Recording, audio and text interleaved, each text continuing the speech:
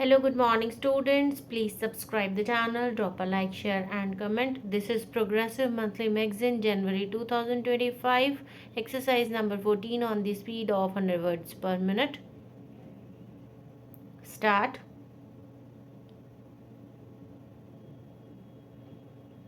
Sir, natural calamities seemed to be now a very regular feature.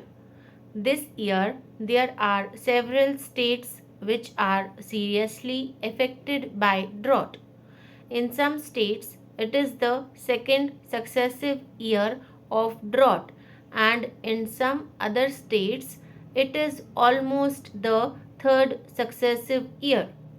It means that large sum of money will have to be provided, and I trust the priorities will be respected.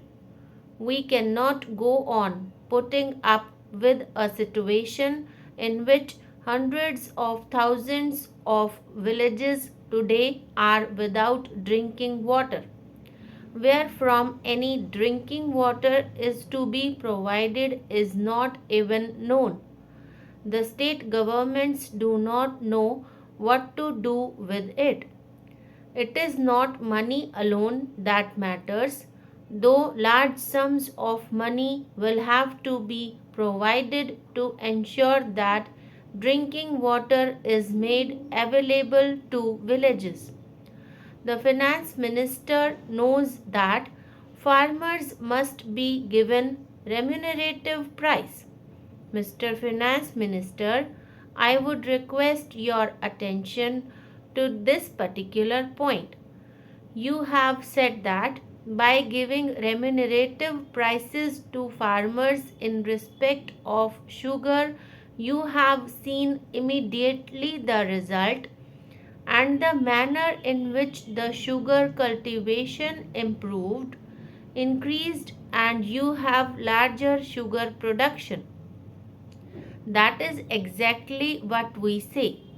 If you give remunerative price to farmers for what they produce, not only will you be doing justice to them, but you also will ensure increased production.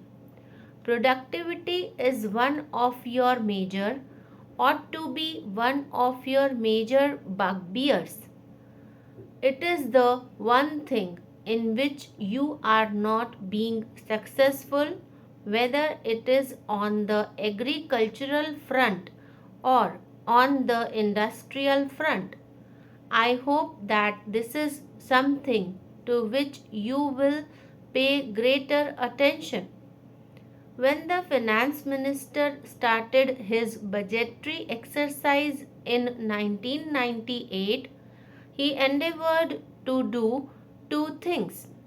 One was to loosen the tight regulatory grip that he had on industry.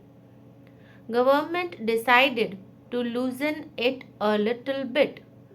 The second thing that they had decided to do was to streamline the fiscal and budgetary process so as to enhance revenue collection and stabilize the business and trade.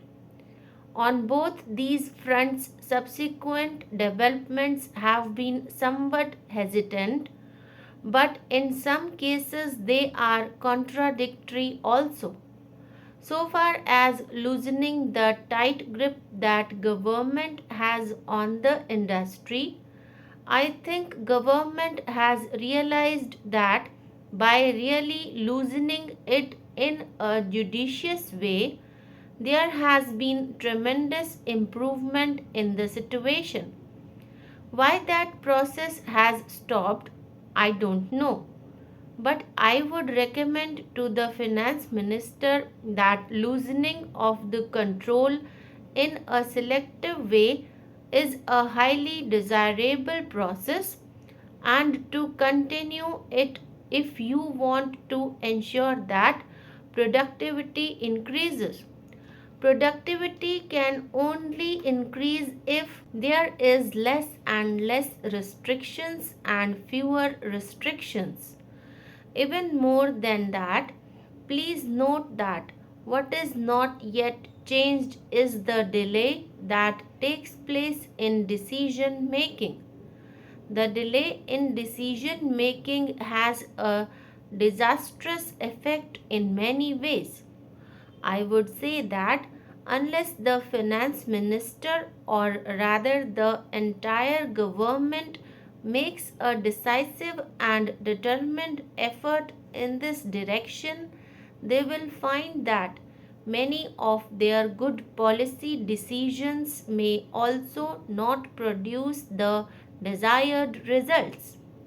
So far as streamlining of the fiscal and budgetary process is concerned, I have already said that the streamlining has been successful up to a point, but it is the budgetary process where the finance minister desired to have an open policy that have something in this as such.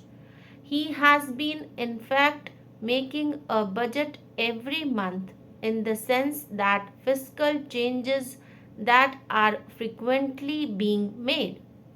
The way in which excise duties are being changed and changed in significant way give that impression. Some of the changes that are being made may have really disastrous effect on industry.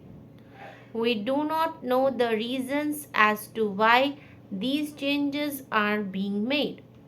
Mr. Chairman, sir, the streamlining process in regard to taxation policy is good. I understand that the income tax bill is being revised.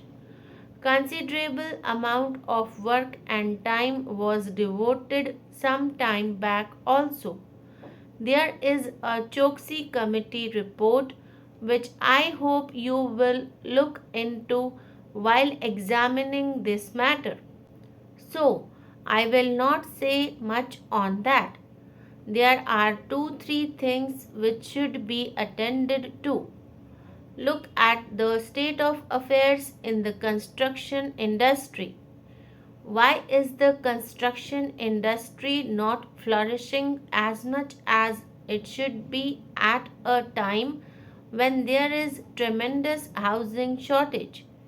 It is entirely because of the way in which the Urban Ceiling Act is being operated.